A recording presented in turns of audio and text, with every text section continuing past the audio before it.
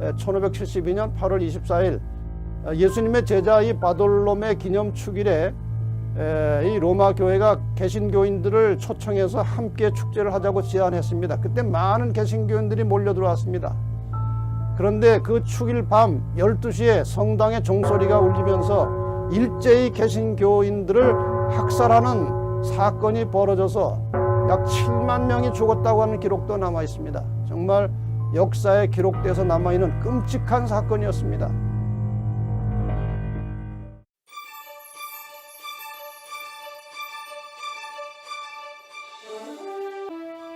오늘 네 번째 시간 적그리스도는 무슨 일을 하는가 라는 제목으로 어제에 이어서 다니엘서 7장을 가지고 공부하겠습니다.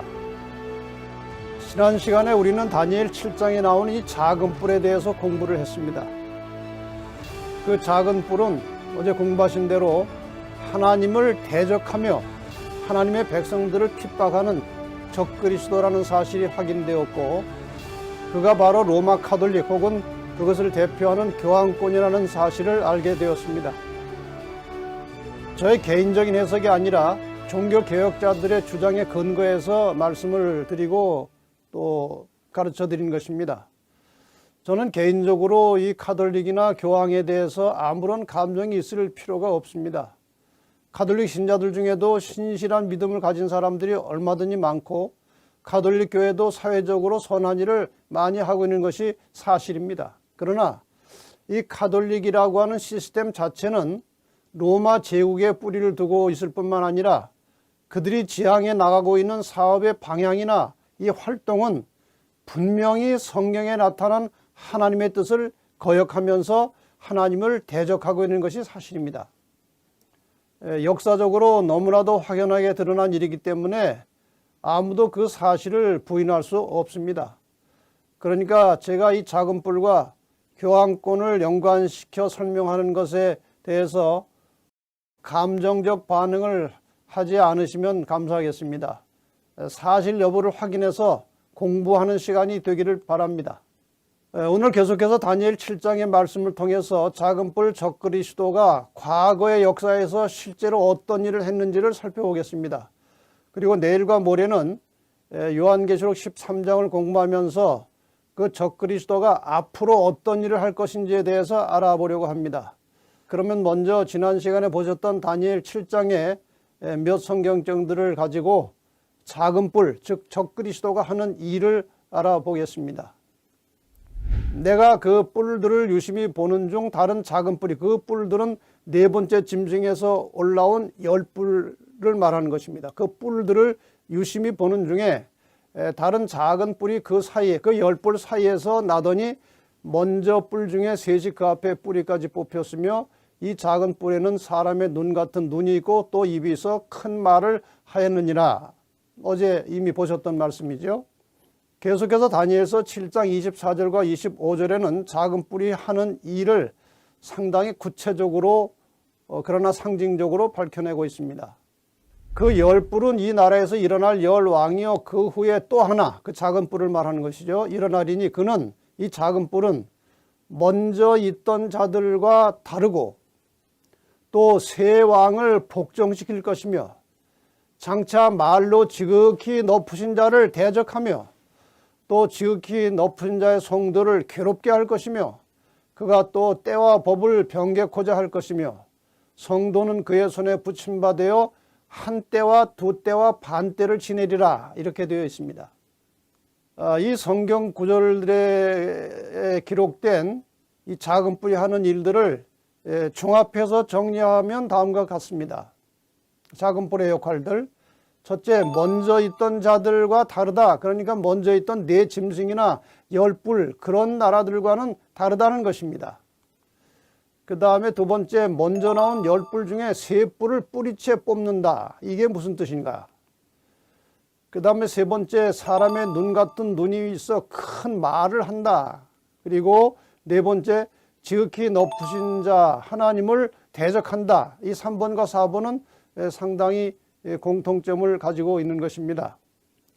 그 다음에 다섯 번째, 한때, 두때, 반때 동안 성도를 괴롭힌다. 그리고 여섯 번째, 때와 법을 변개코자 할 것이다. 이것이 주로 작은 뿔이 할 일에 대해서 예언해 놓은 것인데 현재 우리 시점에서 보면 다 과거의 일이 이루어진 것이죠.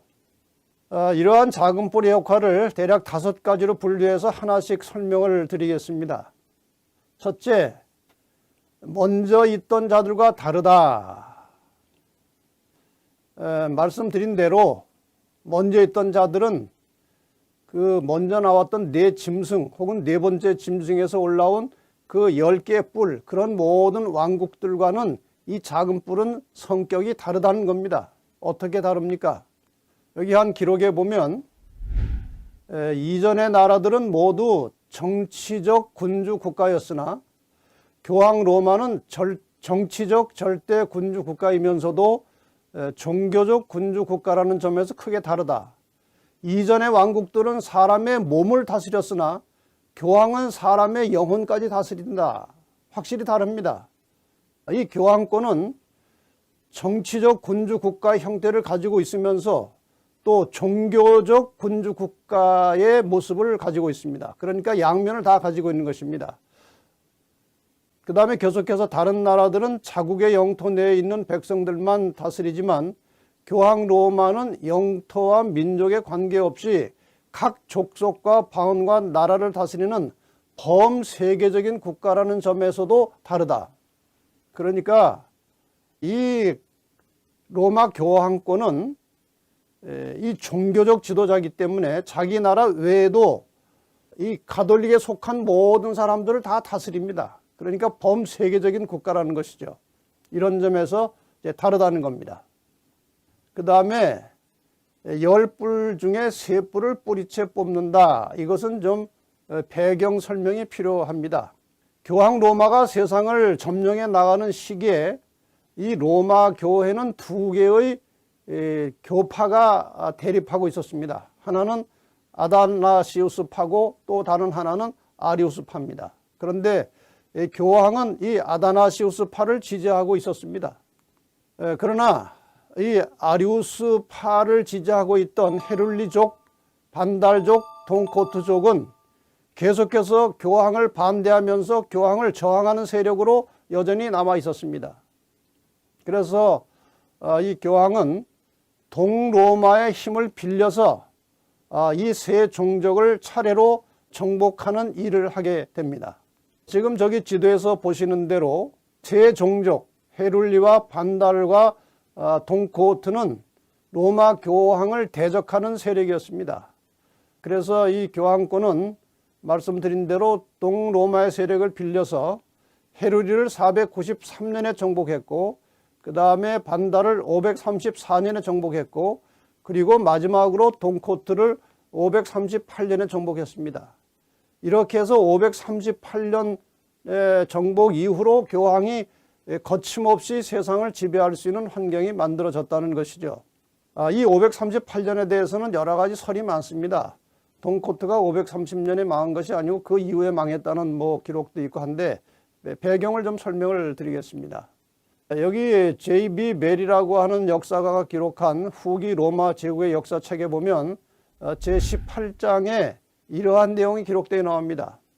아르미늄이 함락되었다는 소식이 로마에 전해지자 고트족 군대는 즉시 진영을 두르던 울타리를 불태우고 퇴각을 준비했다. 그러나 벨리사리우스는 이제 동로마로부터 파견된 장군입니다. 그들이 무사히 빠져나가는 것을 용납지 않았다. 그는 고트족 군대가 밀비아 다리를 절반쯤 건널 때까지 기다리다가 군대를 총동원해서 공격을 감행했다. 고트족의 피해는 어마어마했다. 전투 과정에서 사망한 자 외에도 티베르 강물에 빠져 죽은 자들도 많았다. 그리하여 1년 9일 동안 계속되었던 고트족의 로마 포위는 기원 후 538년 3월 중순경에 끝을 맺었다. 이렇게 되어 있습니다. 그래서 실제로 고트족이 망한 것은 538년 이후지만 고트족이 힘을 잃고 교황권이 마음대로 세력을 행사하기 시작한 것은 538년이 정확하게 맞는 겁니다. 그래서 이 538년이라는 연대는 성경 예언 해석에 있어서 아주 중요한 연대입니다. 그 다음에 작은 뿔의 역할 세 번째, 큰 말을 하며 하나님을 대적한다. 이 하나님을 대적한다는 말은 하나님의 뜻을 거스려 싸운다는 의미도 있지만 자기가 하나님 행세를 한다는 뜻도 포함하고 있습니다. 다음에 인용문을 좀 잘 보시기 바랍니다. 이거 다 천주교 문서에서 나온 것들이죠. 법왕은 숭고하고 지존하며 단순히 인간이 아니며 하나님과 같은 분이며 하나님의 대리자이시다. 법왕은 거룩한 군주요 지존의 제왕이요 왕중의 왕이시므로 만일에 천사들이 신앙을 잘못한다면 그들을 심판하고 파문에 처할 수 있다. 이것이 한창 교황권이 절정에 달했을 때 이 교황권에서 나온 말들입니다. 완전히 하나님 노릇을 하는 것이죠. 법왕은 예수 그리스도의 대표자일 뿐 아니라 육신의 휘장으로 가려진 예수 그리스도 그 자신이다. 이 법왕에 대해서, 이 교황에 대해서 하는 여러 가지 명칭 중에 하나는 그리스도의 대리자라는 것입니다. 이렇게 해서 큰 말을 하고 하나님을 대적한다는 말은 주로 이런 활동, 이런 행동을 말하는 것인데 성경에도 이제 데살로니가후서 2장 3절 4절에 이것이 예언이 되어 있습니다. 저는 대적하는 자라 범사에 일컫는 하나님이나 숭배함을 받는 자 위에 뛰어나 자존하여 하나님의 성전에 앉아 자기를 보여 하나님이라 하느니라. 사도 바울이 예언적 안목으로 이미 이 로마 교회 교황권의 앞날을 미리 본 것입니다. 죽임을 당한 어린 양의 생명책에 창세 이후로 농명되지 못하고 이 땅에 사는 자들은 다 짐승에게 경배하리라. 이 피조물들은 하나님을 경배해야 됩니다. 그런데 이 종말의 시대에 땅에 사는 수많은 사람들이 생명책에 기록된 구원받은 자 외에는 다 이 짐승 교황권에게 경배할 것이라고 되어 있습니다. 이 문제는 내일 자세하게 공부하겠습니다. 큰 말을 하며 하나님을 대적한다는 말은 이렇게 해서 성취가 되었습니다. 지금 보시는 대로 바티칸이라고 하는 이제 로마 교황청이 있는 그 본부가 있는 저 바티칸 나라는 아주 작습니다. 로마 도시 안에 아주 적은 마을입니다. 그런데 저것이 하나의 국가로서 온 세상을 다스리고 통치하는 일을 하는 걸 보면은 이 입을 가지고 큰 말을 한다는 그 뜻이 무엇인지 좀 실감이 날 것입니다. 이 로마시 안에 있는 조그만 바티칸이라는 나라가 이 세상을 지배하는 것을 넘어서 하나님의 행세를 한다는 것은 확실히 이 작은 뿔이 좀 전에 말씀드렸던 대로 큰 말을 한다는 예언을 정확하게 성취하고 있는 것입니다. 네 번째로 한때 두때 반때 동안 성도를 괴롭힌다고 되어 있습니다.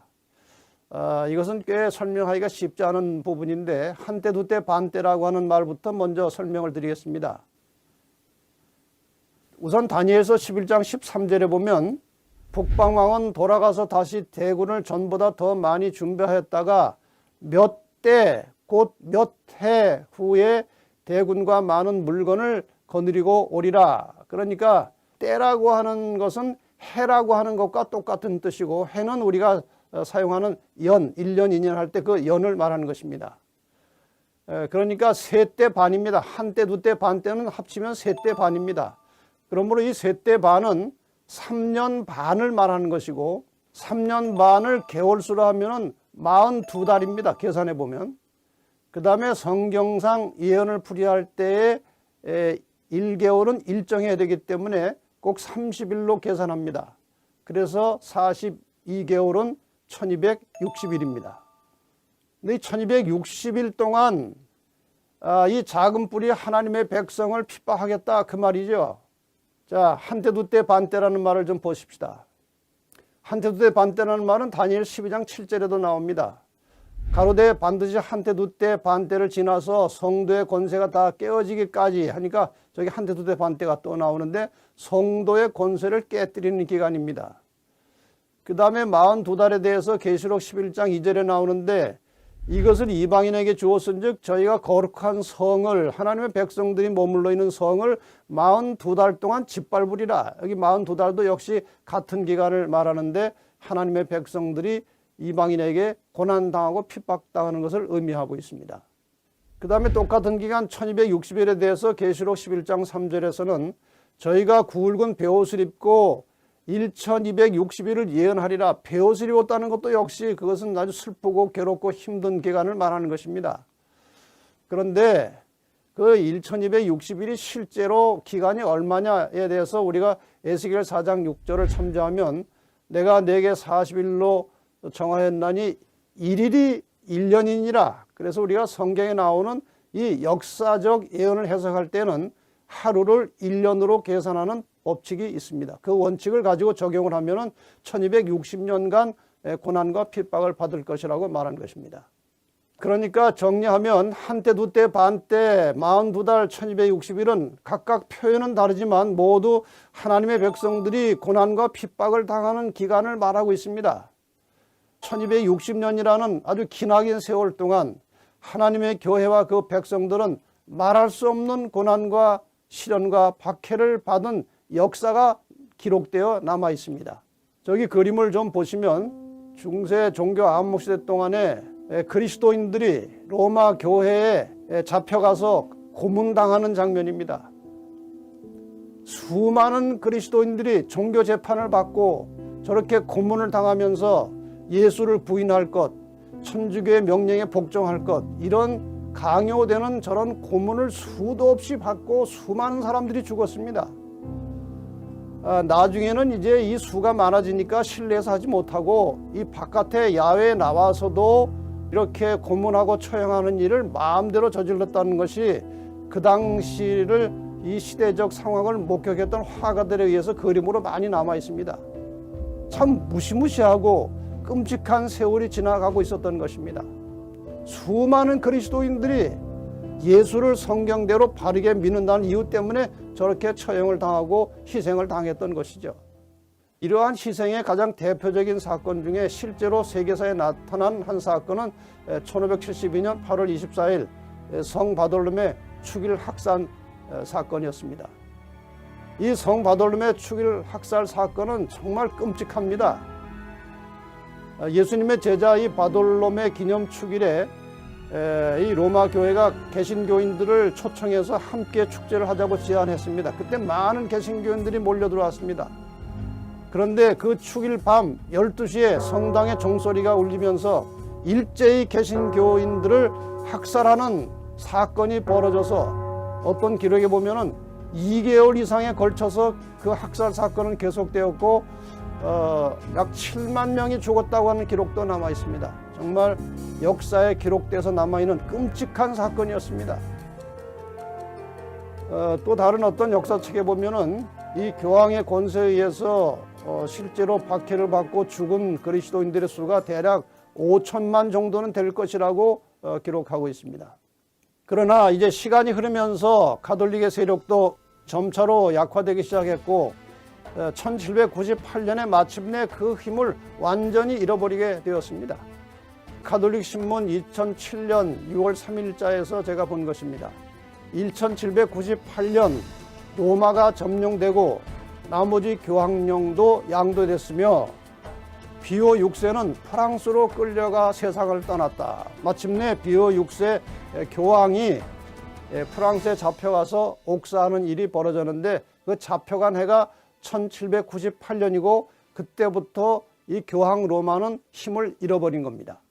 자, 그러면은 작은 뿔이 성도를 괴롭힌 기간 한때, 두때, 반때, 42달, 1260일 그리고 1260년이라는 기간이 계산되어 나올 수 있습니다.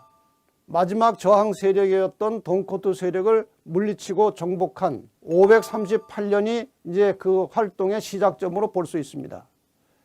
그 다음에 방금 보신 대로 1798년에 교황이 몰락을 하게 됩니다. 그러면은 계산 정확하게 나오죠. 1798년에서 538년을 빼면 정확하게 1260년이 나오고 한때 두때 반때 동안 성도들이 괴롭힘을 당하고 박해를 당하고 고난의 세월을 보낼 것이 저런 식으로 정확하게 1260년에 한때 두때 반때 예언이 성취가 되었습니다.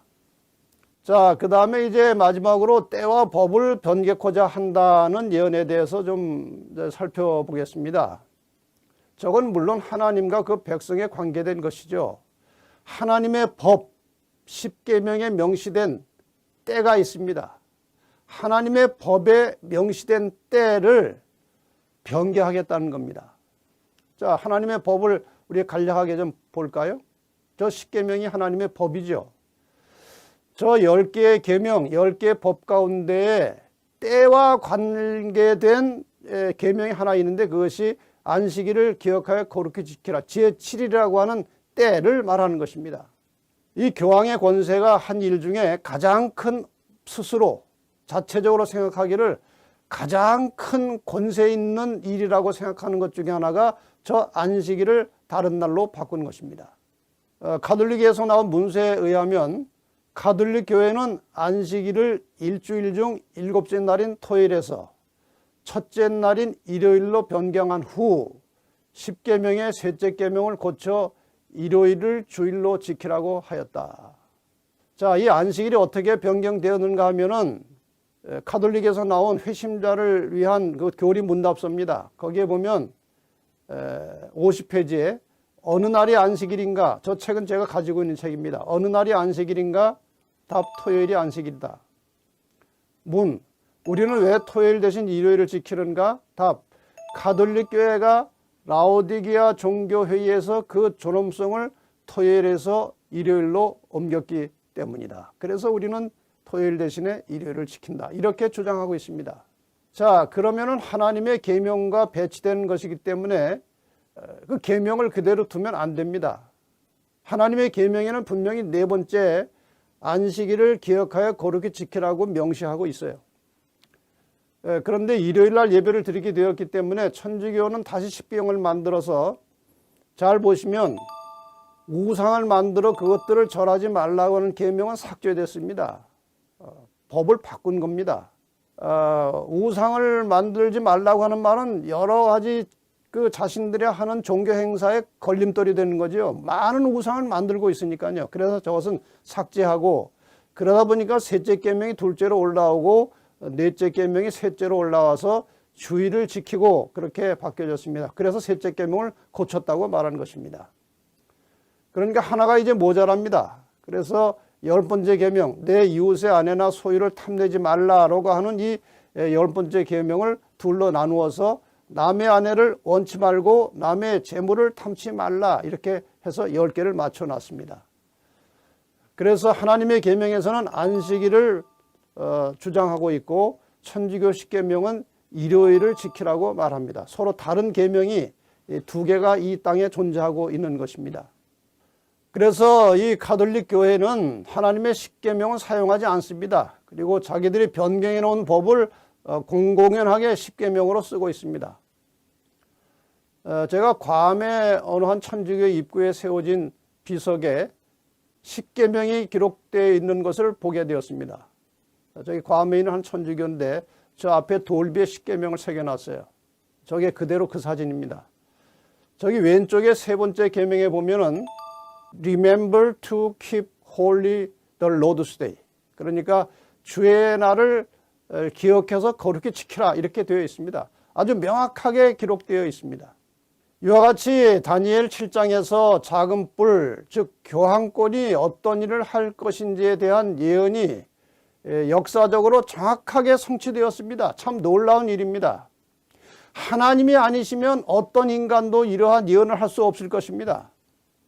사실 다니엘서 7장은 교황권이 활동을 시작한 지 약 1000여 년 전에 기록된 것입니다. 그런데 이렇게 놀랍게 성취된 것을 보면 다시 살아난 교황권이 앞으로 어떤 일을 할 것인지를 예언한 계시록 13장의 예언도 앞으로 분명히 확실하게 성취될 것입니다. 이제 내일과 모레 이제 이 계시록 13장을 통해서 중세 세계를 지배했다가 몰락했다가 다시 되살아난 교황권이 앞으로 어떤 일을 할 것인지에 대해서 이제 이틀에 걸쳐서 공부를 하겠습니다. 여러분, 기독교 신앙의 중심은 성경입니다. 모든 신조와 교리들은 성경에서 나와야 합니다. 그리고 성경 진리의 기초에서 만들어진 신조에 대해서는 목숨을 걸고 순종하는 것이 기독교 신앙의 본질입니다. 여러분 생각을 좀 깊이 하면서 신앙생활 하시길 바랍니다. 실천하는 신앙이 되기를 바랍니다. 생각하는 신앙, 행동하는 믿음이라고 하는 저 문구를 여러분 마음속에 깊이 새겨 놓으시기를 바랍니다. 나의 신앙이 성경에 근거한 것인지 깊이 생각하고 확인을 해야 됩니다. 그 전에 한번 보셨던 사도행전 17장 11절과 12절의 말씀, 베레아 사람은 데살로니가에 있는 사람보다 더 신사적이어서 간절한 마음으로 말씀을 받고 이것이 그러한가 하여 날마다 성경을 상고했다고 했습니다. 그리스도인에게는 저러한 태도가 필요합니다. 우리 모든 신앙의 근거는 성경에서 나와야 하는 것입니다. 그래서 성경 말씀을 깊이 살피고 또 연구해서 하나님의 뜻이 무엇인지를 밝히 깨닫는 신앙이 필요하다는 것입니다. 진리를 발견하면 즉각적으로 순종하는 믿음이 필요합니다. 베드로전서 1장 22절에 보면 너희가 진리를 순종함으로 너희 영혼을 깨끗하게 하여 거짓이 없이 형제를 사랑하게 이르렀다고 말씀하십니다. 진리는 순종하라고 있는 것입니다. 여러분이 성경을 깊이 살펴서 또 예언을 깊이 연구해서 확인이 되고 확실한 믿음이 있으면 순종해야 되는 것입니다. 그 말씀을 따라서 살아야 되고 행동을 해야 되는 것이에요. 질문을 3가지 드리겠습니다. 첫째, 당신은 기독교인으로서 성경의 진리를 찾고 계십니까? 당연히 그렇게 해야 되죠. 두 번째, 진리를 발견하면 진리를 순종하는 일에 희생할 각오가 되어 있습니까? 진리를 순종할 때는 희생이 필요합니다. 그러니까 그리스도인으로서 살 때는 자기를 희생할 각오가 되어 있어야 하는 것이죠. 어느 정도 희생인가? 질문 3. 그 희생이 죽음이라면 목숨까지 내버릴 만한 순교자의 신앙을 가지고 계십니까? 이게 기독교 신앙의 근본입니다. 마태복음 10장 39절에 보면 자기 목숨을 얻는 자는 잃을 것이요 나를 위하여 자기 목숨을 잃는 자는 얻으리라고 말씀하셨습니다. 이게 성경이 말하는 죽음과 생명의 원리입니다. 목숨을 얻고자 하는 자들은 잃을 것이고 목숨을 걸고 하나님께 순종하는 자들은 생명을 얻겠다, 그 말씀이에요. 마태복음 16장 24절에 이렇게 예수님께서 제자들에게 말씀하셨습니다. 아무든지 나를 따라오려거든 자기를 부인하고 자기 십자가를 지고 나를 쫓을 것이니라. 십자가를 지고 쫓아가는 그 마지막은 죽음이에요. 예수님께서 십자가 지고 가시다가 마침내 돌아가셨듯이 우리에게 십자가를 지라고 하는 것은 목숨을 내놓고 예수님을 따르라는 그런 뜻입니다. 제가 부활절, 한국에서 시행하고 있는 부활절 행사에서 십자가를 메고 그 행진하는 모습을 잠깐 그 그림으로 본 적이 있습니다. 부활절 행사에 이제 십자가를 메고 행진하는데 제가 얼굴을 가려놨습니다만 전혀 힘드는 얼굴 표정이 아니에요. 그래서 어떻게 저렇게 무거운 십자가를 쉽게 가지고 가고 있을까 봤더니 십자가 밑에 바퀴를 달아놨어요. 십자가를 지고 가는 것이 아니라 끌고 가는 것입니다. 다른 곳에서도 마찬가지였습니다. 여러분, 오늘날 그리스도인들이 십자가를 지지 않고 아주 편리하게 신앙하고 있습니다. 이것은 하나님이 원하시는 신앙이 아닙니다. 로마서 8장 17절에 보면은 자녀이면 또한 후사 곧 하나님의 후사요 그리스도와 함께한 후사니 우리가 그와 함께 영광을 받기 위하여 고난도 함께 받아야 될 것이니라 그랬습니다. 마지막에 우리에게 주어지는 그 엄청난 영광, 그 영원한 생명, 하나님과 함께 영원히 사는 그 특권, 이 모든 영광을 받으려면 예수님과 함께 고난도 받으라고 말씀하십니다. 십자가를 지는 것은 주님처럼 사는 것입니다. 내가 편한 대로 사는 것이 아니라 우리 주님의 뜻대로 사는 것입니다. 진리를 발견하고 하나님의 뜻을 깨달으면 그 길이 아무리 힘들어도 어떤 희생을 치르고서라도 그분의 뜻을 따라 순종하는 것이 십자가를 지는 것입니다. 십자가를 지고 가는 길은 힘들고 거친 고난의 길이지만 마지막에 도달하는 곳은 영광의 면류관이 준비된 곳입니다. 주님께서 십자가를 지고 가시다가 마침내 돌아가셨듯이 진리이신 주님을 따라 산다는 것은 목숨을 포기하는 것입니다. 누구든지 제 목숨을 구원하자면 잃을 것이요 누구든지 나를 위하여 제 목숨을 잃으면 찾으리라고 말씀하셨습니다. 십자가를 진다는 것은 주님과 함께 십자가에 못 박히는 것입니다. 그래서 자아가 죽을 때에 평강이 있고 위로가 있습니다. 십자가를 지는 것은 주님만 바라보고 사는 것입니다.